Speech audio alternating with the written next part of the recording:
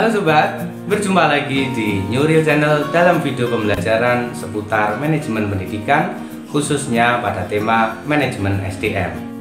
Pada video sebelumnya telah dipaparkan bahwa ada dua problem pengembangan SDM di organisasi pendidikan, yakni problem kuantitas dan kualitas. Problem kuantitas berkaitan dengan masih kurangnya jumlah SDM untuk menuntaskan beban kerja tertentu.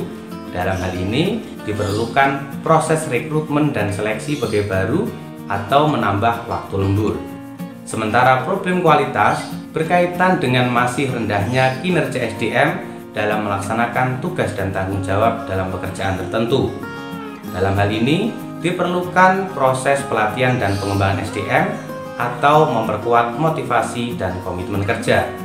Untuk itu, pada video kali ini kita akan mengupas seputar penguatan motivasi dan komitmen kerja pegawai dalam upaya untuk memperkuat kinerja dan juga produktivitas organisasi. Oke, mari kita simak paparannya berikut ini. Motivasi dan komitmen kerja. Ada dua variabel yang mempengaruhi kinerja pegawai, yaitu kemampuan dan kemauan. Kemampuan atau kompetensi tidak menjamin tingginya kinerja pegawai, mengingat ada faktor lain yang turut mempengaruhinya, yakni kemauan atau motivasi.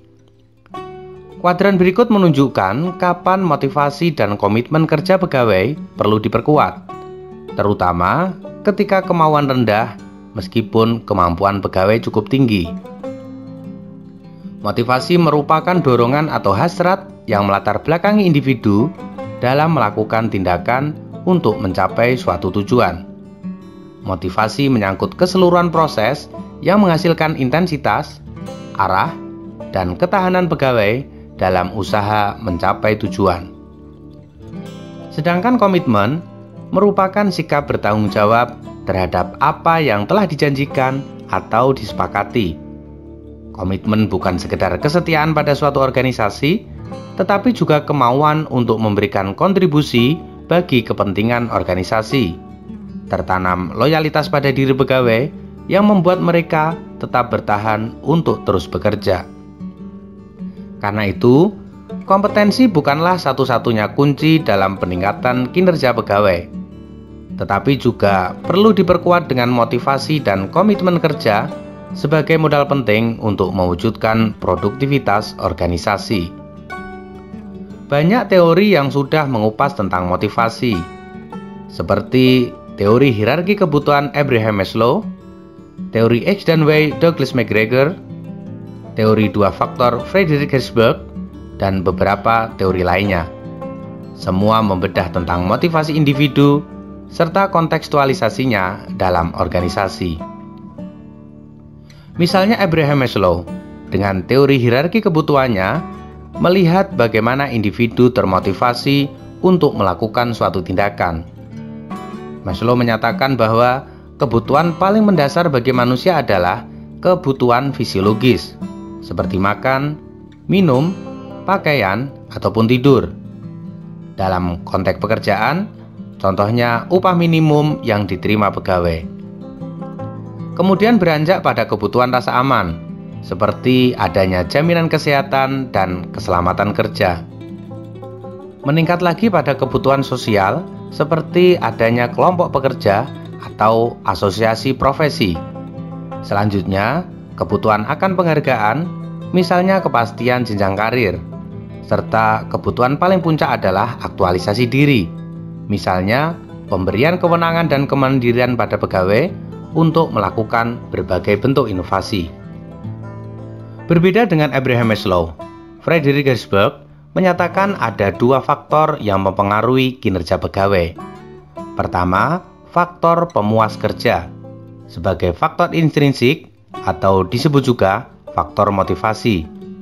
Misalnya, pemberian penghargaan atau promosi jabatan.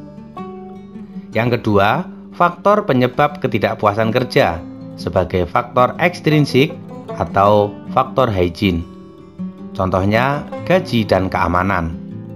Bagi Herzberg, faktor pemuas kerja misalnya dalam bentuk pemberian penghargaan itulah yang mendorong motivasi pegawai. Sedangkan faktor ekstrinsik seperti gaji bisa menjadi penyebab ketidakpuasan kerja atau justru menurunkan motivasi ketika tidak diberikan atau berkurang. Dalam konteks ini, cukup relevan ketika hasil penelitian menyebutkan bahwa pemberian tunjangan sertifikasi pendidik tidak berdampak signifikan bagi peningkatan motivasi atau kinerja guru. Sebaliknya, akan memunculkan ketidakpuasan ketika tunjangan dipotong atau tidak diberikan tepat waktu. Dari sinilah, berbagai kerangka teori dapat dijadikan sebagai dasar bagi pengelola organisasi pendidikan untuk melakukan pendekatan dan teknik dalam memperkuat motivasi dan komitmen kerja.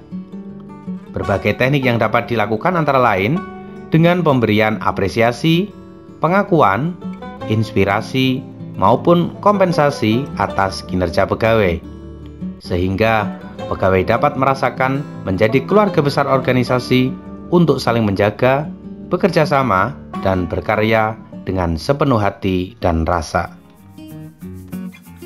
Oke sobat, demikian tadi paparan seputar motivasi dan komitmen kerja.